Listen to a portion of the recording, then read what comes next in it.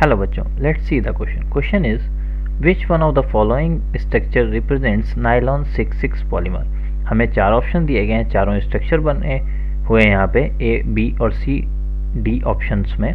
हमें बताना है कि इनमें से कौन सा ऑप्शन है जो कि रिप्रेजेंट कर रहा है हमारे नायलॉन 6,6 के स्ट्रक्चर को. ठीक है, तो हम देखते हैं नायलॉन जो 6,6 होता है, इसके लिए हम इस पॉलीमर के लिए जो मोनोमर्स यूज होते हैं, जो मोनोमर इस पॉलीमर को बनाते हैं, उसका नाम होते हैं हेक्सामिथिलीन डाइअमीन एंड एडिपिक एसिड. ये दो मोनोमर हम यूज करते हैं.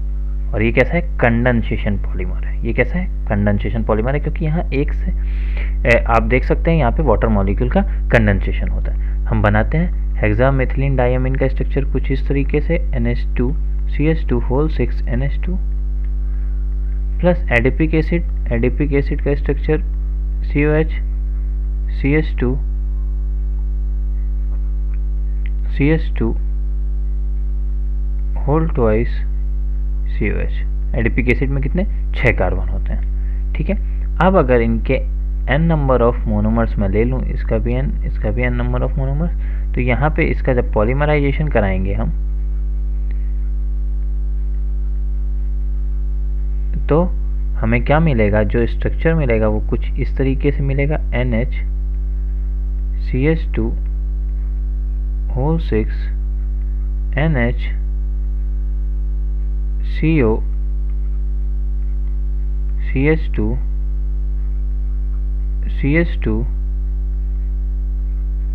Whole twice CO. कुछ इस तरीके का स्ट्रक्चर आपको देखने को मिलेगा यहाँ पे.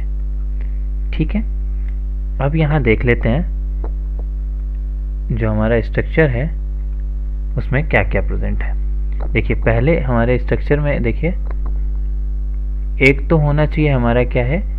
CO NH bond amide bond present है, यानी कि ये क्या होता है? पॉलीएमाइड होता है, एमाइड बॉन्ड प्रेजेंट है. दूसरा देखिए यहाँ पे NH के बाद CH2 6 मिथिलीन ग्रुप आ रहा है, फिर NH आ रहा है, फिर CO, फिर आ रहा है क्या? CH2 होल ट्वाइस, यानी कि CH2 दो बार ये है और CO. ठीक है, तो ये हमारा मॉलिक्यूल का स्ट्रक्चर है. आइए देखते हैं ऑप्शंस से.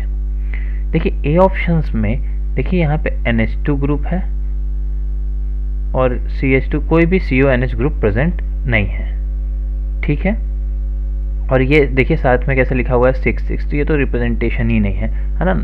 ये रिप्रेजेंटेशन भी नहीं है और दूसरा यहाँ पे CONH ग्रुप प्रेजेंट नहीं है, इसलिए ए ऑप्शन तो नहीं होगा.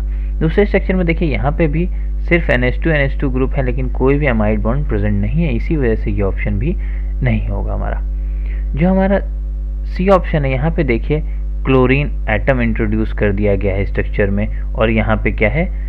Acidic group. जबकि हमारा क्या है? यहाँ पे एसिडिक ग्रुप ना मिलके वो कंडेंसेशन में पार्टिसिपेट कर लेगा और क्या मिलेगा हमें? Amide bond. तो ही हमारा नायलॉन 6,6 हम कहेंगे उसे. तो ये सी ऑप्शन भी नहीं होगा, क्योंकि यहाँ पे क्लोरीन और COH ग्रुप प्रेजेंट है.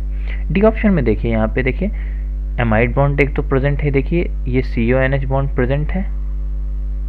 दूसरा देखिए अगर हम इस साइड से चलें तो देखिए हमारे स्ट्रक्चर से मैच हो रहा है बिल्कुल. NH CH2 whole 6 NH CO CH2 whole twice और CO, और दोनों एंड से चेन ओपन है.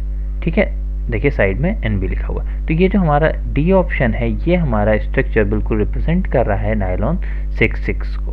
और यहाँ पे एक चीज़ और लिख लीजिए, जब हमने नायलॉन 6,6 का पॉलीमराइजेशन कराया तो साथ में क्या मिलेगा आपको? वाटर मॉलिक्यूल का कंडेंसेशन होता हुआ दिखेगा. ठीक है ना, तो यहाँ पे हम आंसर क्या लिख सकते हैं? Answer for this question will be option D. Option D will be the right answer for this question. Thank you and best of luck.